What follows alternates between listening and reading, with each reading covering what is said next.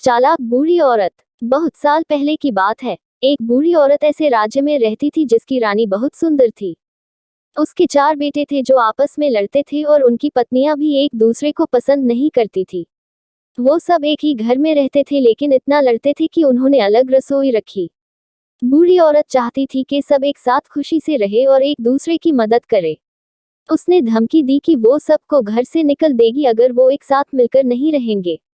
उसने ये भी कहा कि पैसे बचाने के लिए एक ही रसोई रखी जाएगी। ऐसे करने से उसे इस बात की उम्मीद थी कि सब एक साथ मिलकर रहने लगेंगे। बेटे थक गए और बेटे अपनी सारी कमाई अपनी माँ को देते थे क्योंकि वो गरीब थी। एक दिन सबसे छोटा बेटा काम की तलाश में शहर गया लेकिन निराश होकर वापस लौटा।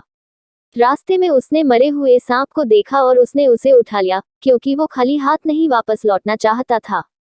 जब उसकी माँ ने उससे उसकी कमाई मांगी तो उसने उसको सांप दे दी। माँ ने उसे दिलासा दिया कि वो फिर से कोशिश करे। वो सांप किसी काम का नहीं था इसलिए उसने उसे छज्जे पर फेंक दिया। उसी दिन राज्य की रानी एक सुंदर से तालाब में नहाने गई। उसने अपनी एक कीमती हार अपने नौकरानियों के पास छोड़ दिया। अचानक एक चील ने चमकती हुई हार को देखा और उसे छीन कर ले गया। नौकरानियों ने चिल्लाया लेकिन कोई मदद करने नहीं आया।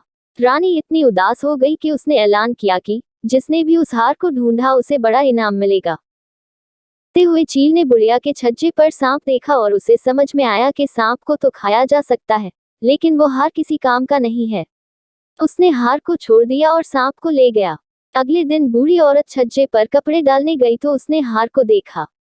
वो जानती थी कि रानी वो हार कब से ढूंढ रही थी।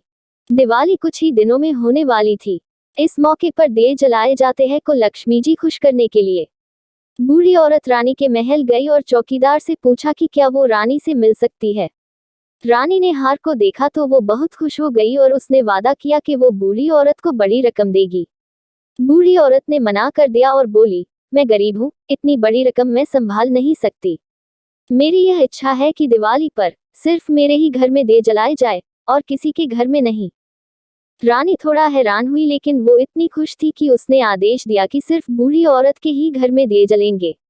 बूढ़ी औरत ने अपने परिवार को घर का एक एक कोना साफ करने को कहा और खूबसूरत फूल से सजाने को भी कहा। सबने साथ में मिलकर काम किया और बूढ़ी औरत ने पूरे घर में दिए जलाए।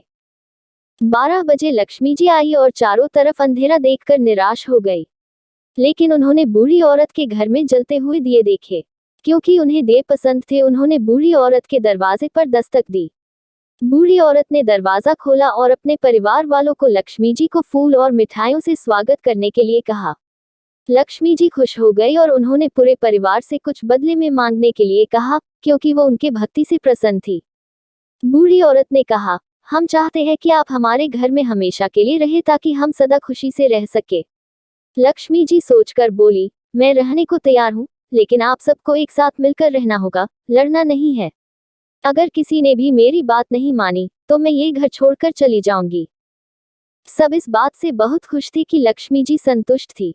वो सब उनकी बात मान गए और उसी दिन से पूरा परिवार मिलजुल कर साथ में रहने लगा और एक दूसरे की इज्जत करने लगे।